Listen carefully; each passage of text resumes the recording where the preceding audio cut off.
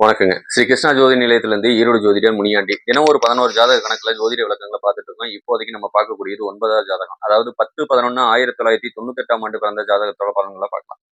நீங்க பிறந்து 27 வருஷத்த பூர்த்தி பண்றீங்க. நீங்க பிறந்தது செவ்வாய்க்கிழமைங்க. தேய்பிற சப்தமி தேதியில பிறக்கக்கூடிய நீங்க பூச நட்சத்திர கடக ராசியில பிறந்திருப்பீங்க. அப்பனா கடகத்துக்கு யாரு சந்திராசிரமமா அமைவா அப்படின்னா கும்பராசி சந்திராசிரமமா அமையக்கூடிய அமைப்பு. கி கே கோ டா இந்த பெயர் நாம கொண்டவங்களுக்கும் இந்த பலன்கள்லாம் பொருந்தும் அப்படிங்கிறத எடுத்துக்கலாம். உங்களுக்கு உண்டான குபேர புள்ளி விசாக நட்சத்திரம் விருச்சக ராசியிலையும் அதிர்ஷ்ட புள்ளி பூச நட்சத்திர கடகராசிலையுமே அமையக்கூடிய அமைப்பு நல்லா இருக்குங்க. சரிங்களா? பூச நட்சத்திர கடகராசியில பிறக்கக்கூடிய உங்களுக்கு எடுத்தோடனே சனி தான் தசாபுத்தி நடத்துவாங்க. அதுக்கப்புறம் புதன் தசை ஒரு 17 வருஷமும், கேது தசை பார்த்தீங்கன்னா ஒரு 7 வருஷமும் தசாபுத்தி நடத்தக்கூடிய அமைப்பு. இப்போதைக்கு பார்த்தீங்கன்னா கேது தான் தசாபுத்தி நடத்திட்டு இருப்பாரு. இந்த கேதை பொறுத்தளவுக்கு யாருக்கெல்லாம் ராகு கேது தோஷம் இருக்கோ அவங்க தான் முழுசா பாதிக்கப்படுறீங்க அப்படிங்கிறத எடுத்துக்கலாம். அப்படின்னு பார்க்கும்போது ஒன்று கடக லக்னம், இன்னொன்று சிம்ம லக்னம், அடுத்தது மகர லக்னம், கும்ப லக்னம்.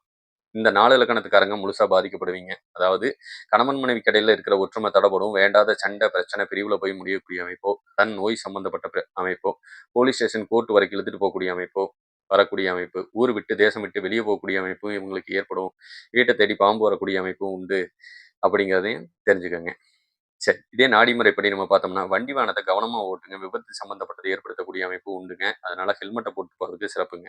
வண்டி வாகனம் வச்சு தொழில் பண்ணக்கூடிய அமைப்போ ஒரு சில பேர் டிரைவராகவே இருக்கக்கூடிய அமைப்போ உண்டு அப்படிங்கிறதையும் நினச்சிக்கலாம். ரத்த குறைபாடு பிரச்சனை, இதயம் சம்பந்தப்பட்ட பிரச்சனை ஒரு 36 வயசுக்கு மேலே நீங்கள் அனுபவிக்க வேண்டிய சூழ்நிலை கொடுக்கலாம். இல்லைன்னா 30 வயசுக்குள்ளேயே அனுபவிக்கக்கூடிய சூழ்நிலை வருங்க. ட்ரிங்க்ஸை கொஞ்சம் தவிர்த்து இருந்தீங்கன்னா கொஞ்சம் நல்லா இருக்கும் வாழ்க்கையும். சரிங்களா? கண்ணில் வலது கண் பாதிக்கப்படும். தலக்கணம் பிடிச்சவங்க யார் சொல்றது கேட்க மாட்டீங்க. சரிங்களா? அடுத்தது பார்த்தீங்கன்னா தனலாபம் உங்கள் கையிலேயே இருக்கக்கூடிய அமைப்பு. உழைச்சிங்கன்னா அதுக்கேற்ற மாதிரி ஊதியமும் கிடைக்கக்கூடிய அமைப்பு நல்லா இருக்குங்க. தோல் சம்பந்தப்பட்ட பிரச்சனை, நரம்பு சம்பந்தப்பட்ட பிரச்சனை ஏற்படும். மனைவி அழகுக்கு சொந்தக்காரியா இருப்பா. நிலையில்லா மனசுக்கு சொந்தக்காரியா இருப்பா. ரொம்ப நல்லவங்களா இருப்பாங்க உங்களோட மனைவி அப்படிங்கிறத புரிஞ்சுக்கலாம். சரி. உங்களை என்னைக்கு விட்டு கொடுக்க மாட்டாங்கங்கிற சூழ்நிலையும் இருக்குங்க. இதே ஒரு பெண் பிள்ளைகள் ஜாதகமா இருந்ததுன்னா நீங்க ரொம்ப ரொம்ப நல்லவங்க தான். நல்ல புத்திசாலித்தனத்துக்கு சொந்தக்காரங்க, அழகுக்கு சொந்தக்காரங்க அப்படிங்கிறத எடுத்துக்கலாம். உங்களை எல்லாத்துக்கும் பிடிக்கும்.